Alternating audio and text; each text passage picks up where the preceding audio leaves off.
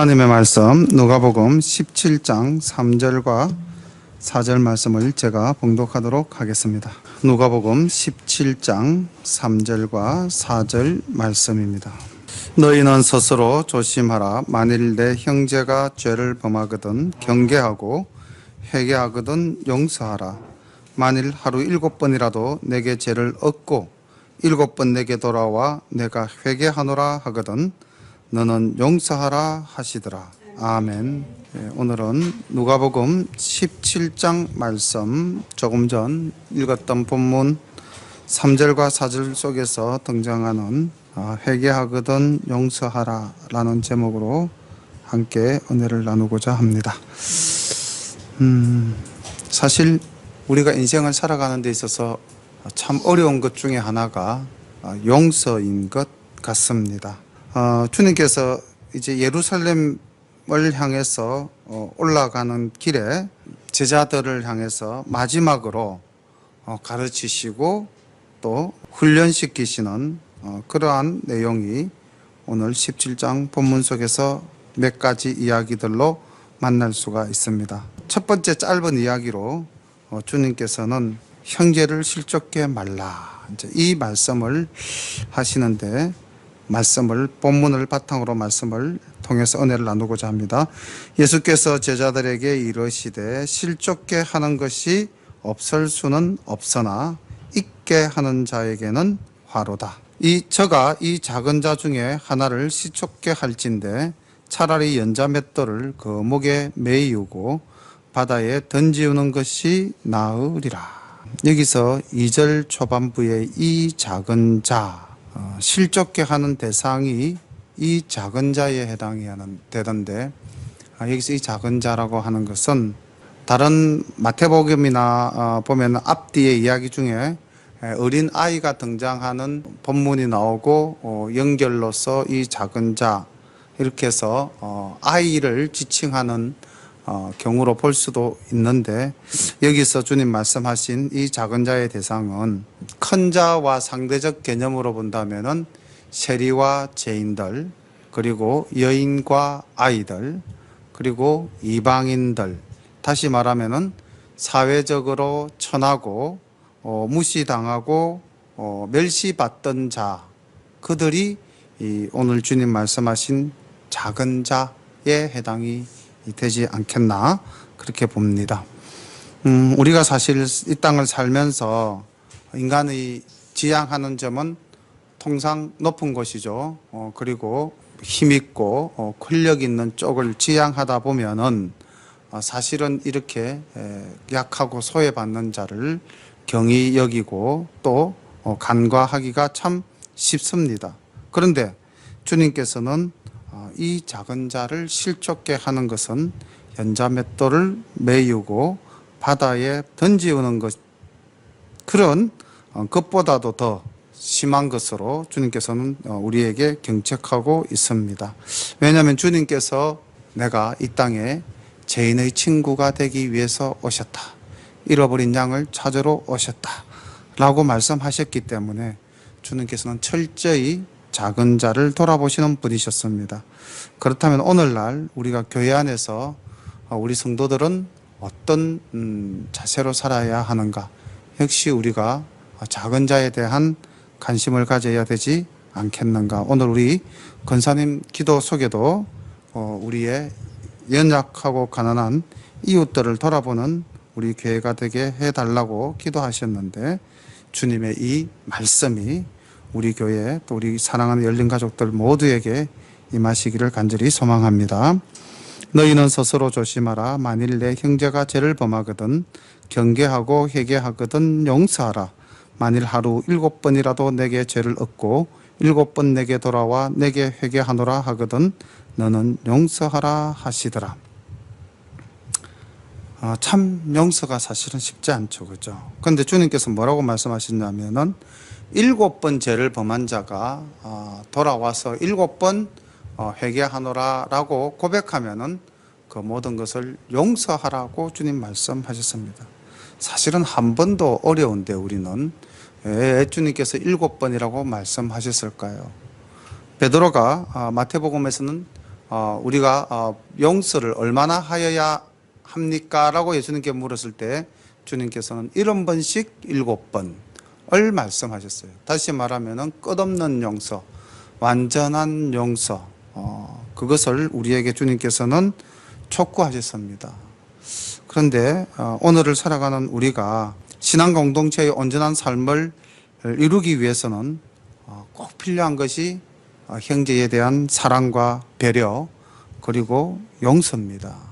그래서 우리가 용서를 하기 위해서는 일단 내 자신을 내려놓고 내 자신을 비워야만이, 즉 나를 없애야만이 사실은 용서가 되죠. 내가 존재하는 이상은 그 모든 가치 판단의 기준이 나에게 있기 때문에 용서가 사실은 쉽지 않습니다. 그래서 주님께서 이 말씀을 주신 것은 겸손하게 내 자신을 내려놓고 상대를 이해하고 받아들이는 그러한 마음을 갖기를 주님께서는 제자들에게 촉구하셨던 것입니다. 자, 이렇게 말씀하시니 제자들이 이렇게 묻습니다. 사도들이 주께 여짜오되 우리에게 믿음을 더하소서 하니 주께서 가라사대 너희에게 겨자씨 한 알만한 믿음이 있었다면 이 뽕나무들어 뿌리가 뽑혀 바다에 신기우라 하였을 것이요 그것이 너희에게 순종하였으리라. 사도들은, 즉 12제자들은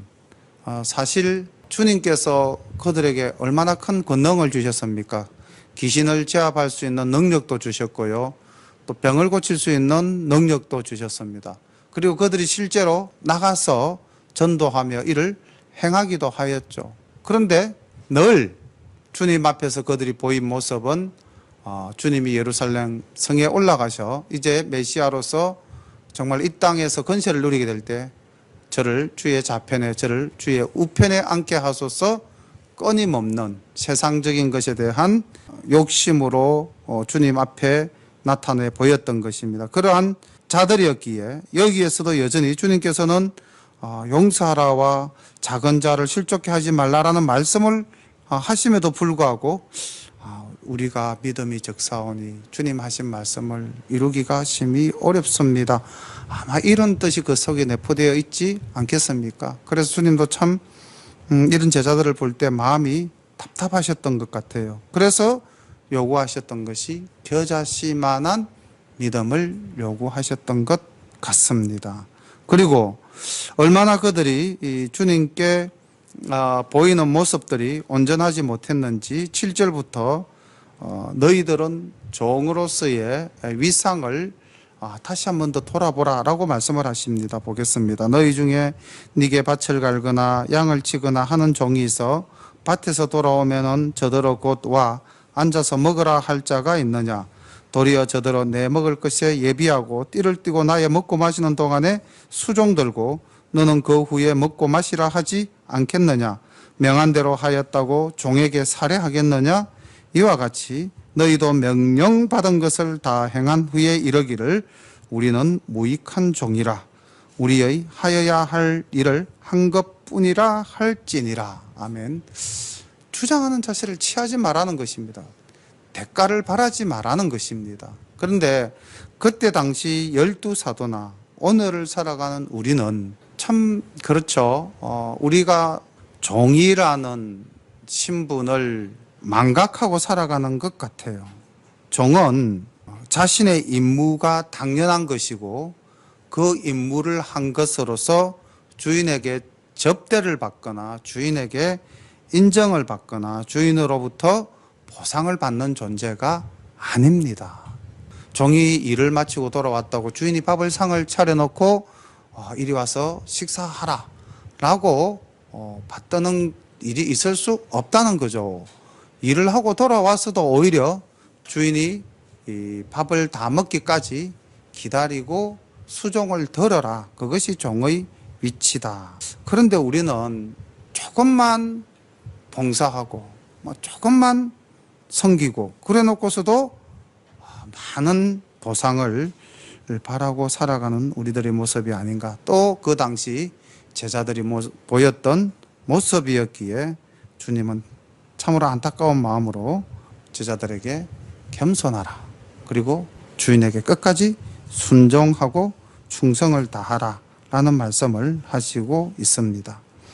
11절부터 19절까지는 지난 맥주 감사절 때 본문으로 삼았던 말씀입니다. 예수께서 예루살렘으로 가실 때에 사마리아와 갈릴리 사이로 지나가시다가 한 촌에 들어가시니 문둥병자 10명이 예수를 만나 멀리 서서 소리를 높여 가로되 예수 선생님이여 우리를 긍휼히 여기소서 하거늘 보시고 가라사대 가서 제사장들에게 너희 몸을 보이라 하셨더니 저희가 가다가 깨끗함을 받은지라. 그 중에 하나가 자기의 나은 것을 보고 큰 소리로 하나님께 영광을 돌리며 돌아와 예수의 발 아래 엎드려 살해하니 저는 사마리아인이라. 예수께서 대답하여 가라사대 10사람이 다 깨끗함을 받지 아니하였느냐? 그 9은 어디 있느냐? 이 이방인 외에는 하나님께 영광을 돌리러 돌아온 자가 없느냐 하시고 그에게 이르시되 일어나 가라 내 믿음이 너를 구원하였느니라 하시더라. 여기서 우리는 오늘을 살아가는 우리들의 모습을 발견할 수가 있습니다. 9명의 문둥병자, 그들의 모습과 우리들의 모습이 닮지 않았는가? 우리가 하나님께 소망을 두고 간구할 때는 굉장히 간절한 마음으로 열심으로 주를 찾고 주님께 부르짖습니다. 여기 10명의 나한 자가 예수 선생이여 우리를 구원하소서라고 부르짖듯이 우리도 부르짖죠. 그런데 주님께서는 우리의 부르짖음에 응답하시고 이제 그들에게 치유해 주셨죠. 다시 말하면 그들의 소원을 이루어 주신 것입니다. 그런데 소원이 이루어졌을 때에 나타난 문둥병자들의 모습과 우리의 모습이 닮지는 않았는가? 돌아와서 감사하며 하나님께 영광을 돌리며 찬양을 올리는 자는 오직 한 사람 이방인이었던 사마리아인이었습니다. 그 외 9은 어디로 갔을까요? 오늘날도 예수 믿고 또 주님으로부터 놀라운 은혜와 감격의 삶을 사는 자들 중에서 참으로 하나님께 감사와 찬양을 돌리며 하나님께 영광을 나타내는 자가 얼마나 있을까? 자기의 소망이 이루어지면은 자기가 열심으로 기도해서 이루어진 줄 알고 모든 공로가 자기에게 있으므로 하나님에 대한 영광보다는 자기 스스로 만족하며 오히려 극단적으로 믿음에서 떨어져 나가는 그러한 경우가 생기지는 않는가. 우리가 아쉽고 힘들 때는 주님을 부르고 찾지만은 내가 가지고 넉넉할 때는 오히려 주님을 떠나는 것이 아닌가. 오늘 여기 9명은 모든 소원이 이루어지자 그들은 주님께 돌아오지 않았다는 것입니다. 그런데 중요한 것은 이들이 치유받은 것은 육신이었습니다. 그런데 돌아온 한 명은 영혼의 구원까지 이루어졌다는 거죠. 내 믿음이 너를 구원하였느니라. 육신의 치유뿐만 아니라 영적 구원까지 이루어지는 장면을 우리가 볼 수가 있습니다. 주님을 섬기며 주님을 믿고 그 말씀을 따를 때에 우리도 이 돌아온 한 명의 나 환자처럼 온전한 믿음의 소유자가 되는 그러한 우리 모두가 되기를 간절히 소망합니다. 20절 말씀 봅니다. 바리새인들이 하나님의 나라가 어느 때에 임하나이까 묻거늘 예수께서 대답하여 가라사대 하나님의 나라는 볼 수 있게 임하는 것이 아니요 또 여기 있다 저기 있다고도 못하리니 하나님의 나라는 너희 안에 있느니라. 사실은 주님과 함께하는 그것이 바로 하나님의 나라죠. 주님께서 이 땅에 임재하심으로 하나님의 나라가 이 땅에 사실은 이루어졌습니다. 다시 말하면은 우리가 하나님의 구원과 통치를 인정하고 주님을 우리의 구세주로 영접하면 하나님의 나라는 이미 우리 가운데 임하였다는 것이죠. 그런데 바리새인들 나아가서 심지어는 주님의 제자들마저도 이 하나님의 나라 실체에 대해서 완전히 이해하지 못했던 것 같습니다. 그래서 주님께서는 하나님의 나라가 너희에게 너희 가운데 있다라고 주님은 말씀하셨고, 우리도 오늘 이 말씀을 바탕으로 우리 가운데 하나님의 나라가 이미 이루어졌음을 경험하고 또 인정해야 할 줄로 믿습니다. 또 제자들에게 이르시되 때가 이르리니 너희가 인자의 날 하루를 보고자 하되 보지 못하리라. 사람이 너희에게 말하되 보라 저기 있다 보라 여기 있다 하리라. 그러나 너희는 가지도 말고 쫓지도 말라. 번개가 하늘 아래 이편에서 번듯하여 하늘 아래 저편까지 비침같이 인자도 자기 날에 그러하리라. 그러나 그가 먼저 많은 고난을 받으며 이 세대에게 버림바 되어야 할지니라. 23절, 22절과 25절까지는 주님 재림에 대한 말씀과 그 재림이 이루어지기까지 또 주님 십자가 고난을 말씀하시고 있습니다. 그리고 주님께서 이 땅에 심판주로 다시 오시는 그날은 일부 또는 국지적인 장소에서 나타나는 것이 아니라 모든 사람이 바라볼 수 있는 그러한 시간과 공간 속에서 주님이 이 땅에 오실 것을 말씀하고 있습니다. 그런데 사실은 말세에 현혹하는 자들은 내가 재림 예수다 라고 하여 일부 사람에게 국한하거나 일부 지역에 국한되어진 거짓 사탄의 무리들이 많은데, 그런 데에 빨려 들어가는 사람들도 참으로 많습니다. 그런데 우리가 요한계시록을 정확하게 본다면은 마지막 나팔 소리가 울리면은 혼련이 허다한 무리들이 이제 부활하게 될 것이고, 또 살아있던 우리들도 주님께 불림을 받는 휴거가 일어나게 될 것인데, 왜 이단들의 논리에 빠져서 정말 이 말씀만 제대로 이해를 해도 번개가 하늘 아래 이편에서 번듯하여 하늘 아래 저편까지 비침같이 인자도 자기 날에 그렇게 올 것이다라는 이 말씀만 우리가 정확하게 이해를 해도 그런 오해를 하지 않을 수도 있는데 참으로 안타깝죠. 사람들의 심리가 어떠하길래 그랬을까요? 26절부터 말씀을 봅니다. 노아의 때에 된 것과 같이 인자의 때에도 그러하리라. 노아가 방주에 들어가던 날까지 사람들이 먹고 마시고 장가들고 시집가더니 홍수가 나서 저희를 다 멸하였으며, 또 롯의 때와 같으리니 사람들이 먹고 마시고 사고 팔고 신고 집을 짓더니 롯이 소돔에서 나가던 날에 하늘로서 불과 유황이 비오듯 하여 저희를 멸하였느니라.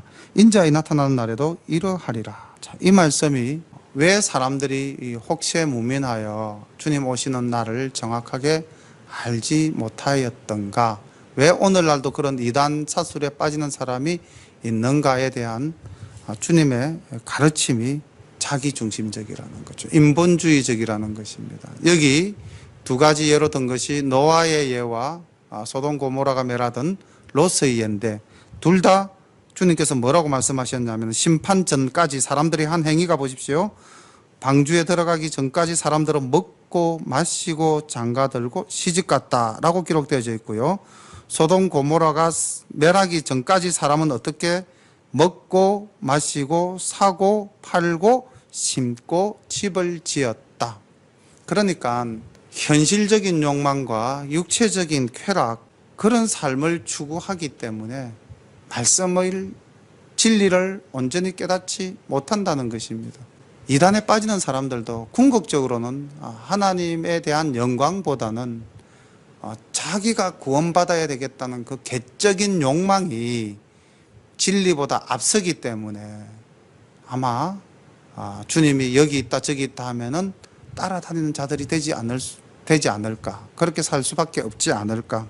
주님은 그런 사람들의 심리를 알고 계셨기 때문에 노아의 때와 롯의 때를 예를 들면서 말세에는 사람들이 자기 욕망에 빠져서 점점 자기 중심적으로 변할 수밖에 없다는 거죠. 그래서 진리를 온전히 깨닫지 못하게 된다.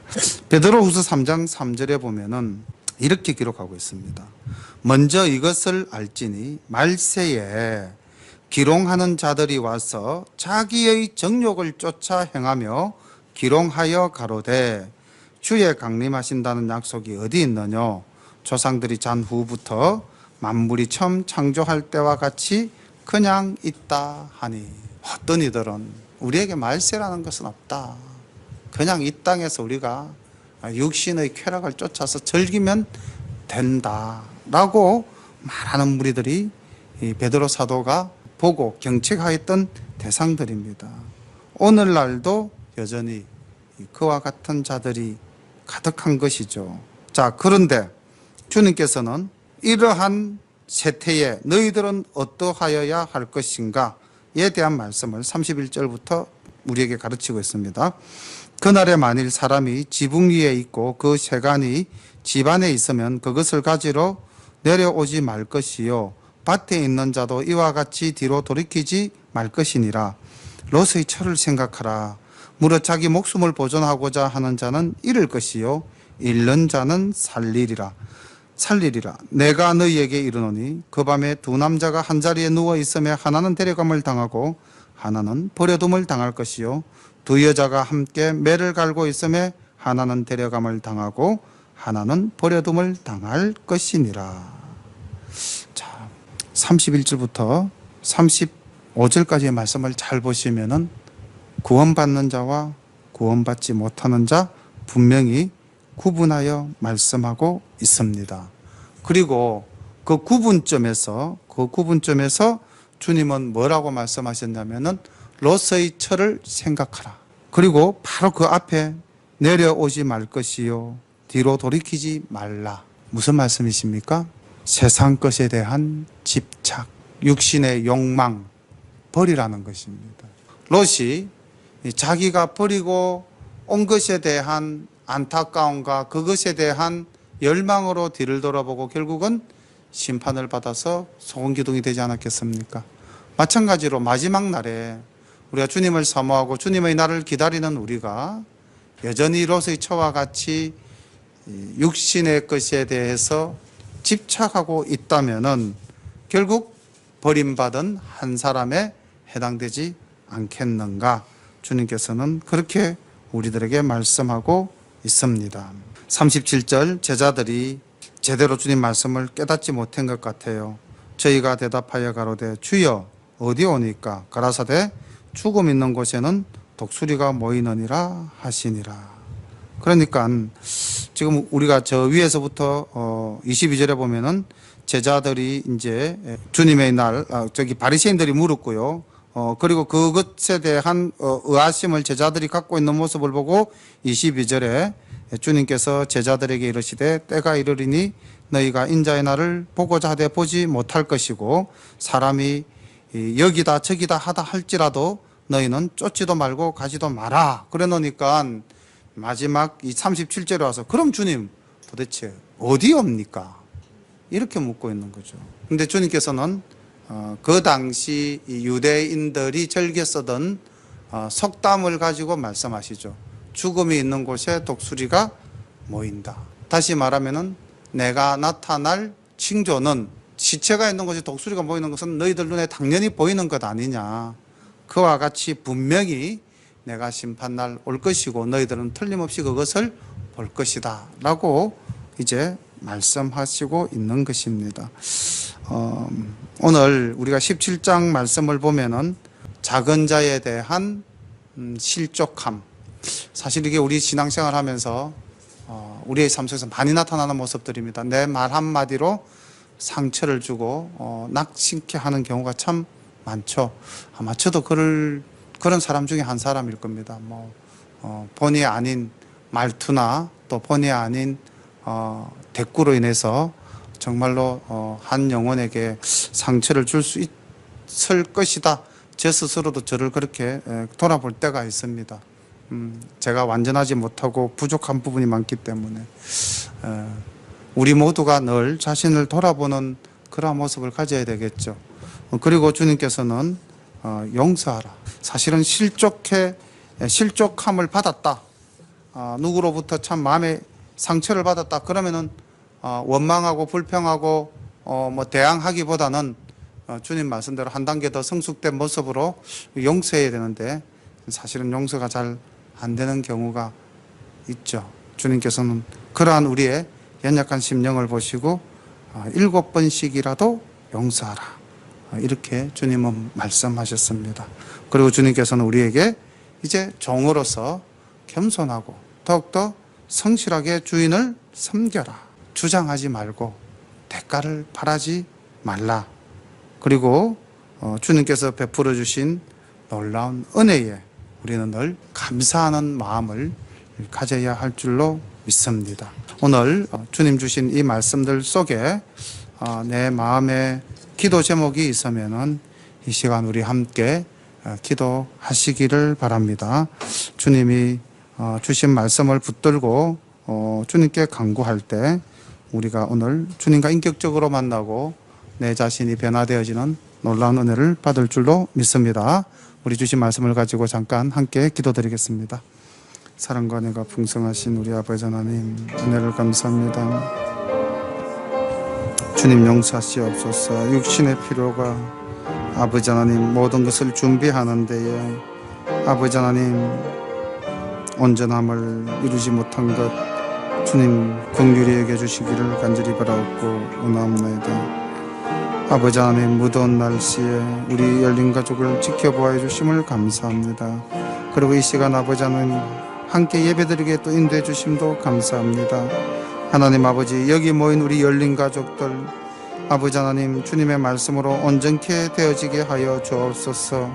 아버지 하나님 정말 저희들이 더욱더 겸손함으로 아버지 하나님 한 영혼 한 영혼을 기이 여기고 실족케 하는 일이 없도록 우리를 주장하여 주시옵시고 주님 또 내 마음을 아프게 하거나 나를 힘들게 하는 자가 있을 때에 아버지 하나님 먼저 마음을 넓게 열고 아버지 용서하는 아버지 하나님 주님의 사랑을 실천하는 저희들 될 수 있도록 인도하여 주시기를 간절히 바라옵고 원하옵나이다. 하나님 아버지 감사와 찬양이 저희들에게 늘 넘쳐나게 하여 주옵소서. 아버지 내 모든 것이 이루어졌을 때에 아버지 하나님 믿음을 돌이켜 주님을 배반하는 일이 없도록 인도하옵시고 온전히 주님께 영광 돌리는 저희들 되게 인도해 주시옵소서. 예수님의 이름으로 감사하며 기도드리옵나이다. 사랑과 은혜가 풍성하신 우리 아버지 하나님 참 감사합니다. 이 더운 여름날 저희들의 육신을 강건케 지켜주시어서 아버지 하나님 이 시간 주님께 예배드리게 인도하여 주심을 감사합니다. 아버지 하나님 저희들이 나올 때 어떠한 마음을 가지고 주님 앞에 나왔는지 주님은 아실 줄 믿습니다. 주님을 간절히 사모하는 마음으로 이 시간 이 자리에 나왔사오니 하나님 아버지 말씀을 통하여 주신 것이 우리에게 은혜가 되고 우리의 삶의 변환점이 되게 인도하옵소서. 좀 더 겸손해질 수 있도록 인도해 주시고 좀 더 사랑할 수 있도록 인도해 주시고 아버지 하나님 좀 더 많이 용서하는 저희들이 되게 인도해 주옵소서. 못된 우리의 자아와 자존을 자만심을 버리고 오직 주님의 그 온유하심과 주님의 그 겸손하심을 본받는 저희들 되기를 간절히 소망합니다. 주님 오늘 주신 이 말씀들을 우리가 마음속 깊이 새기고 아버지 하나님 이 땅에서 참 제자로서의 삶을 살아가는 저희들이 되기를 또 한 번 다짐하며 예수님 이름 받들어 감사하며 기도드리옵나이다. 아멘.